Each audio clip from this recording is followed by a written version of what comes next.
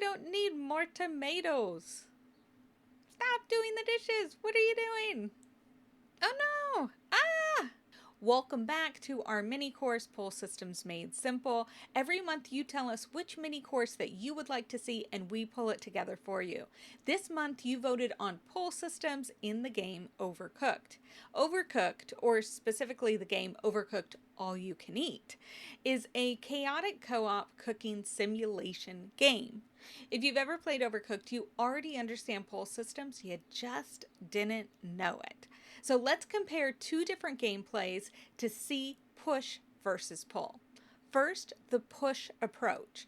This is what happens the first time that you play. You start chopping everything, you cook a ton of food, you plate random meals, and then orders start to come in. You might notice them, and suddenly you have the wrong food ready, the ingredients are rolling on the floor, the kitchen is on fire, and your partner is probably yelling.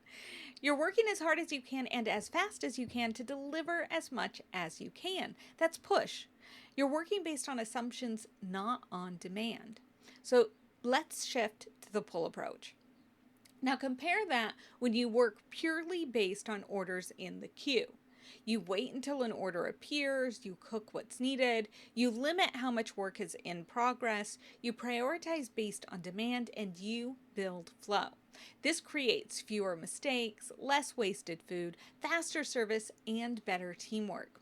In Overcooked, pull is visible. We can clearly see what demand is from our customers.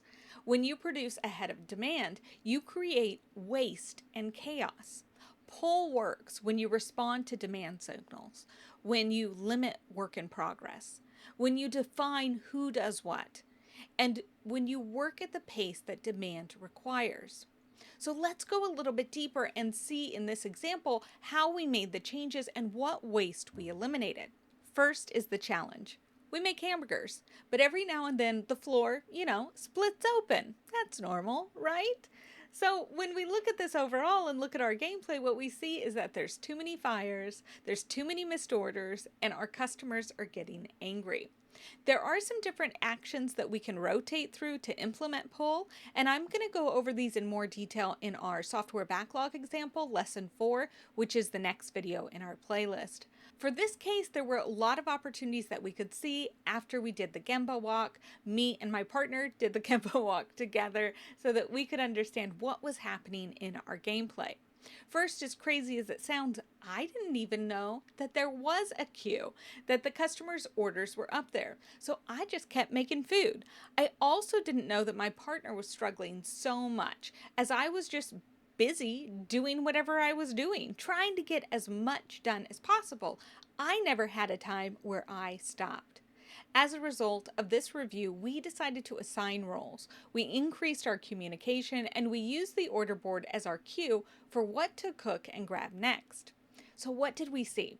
Huge improvements. We almost doubled deliveries. We eliminated failed orders and we tripled our tips. We went from 333 points to 781. And this isn't a one-off.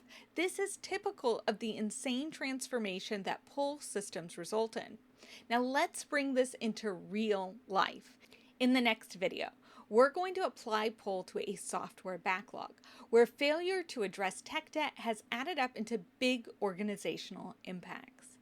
If you have any questions, feel free to reach out to me at Beautiful Opportunities Consulting. We are always here to help you build those thriving process improvement programs and to find a mentor that can really unlock these tools for you. Thank you so much and have a wonderful day. Happy improving.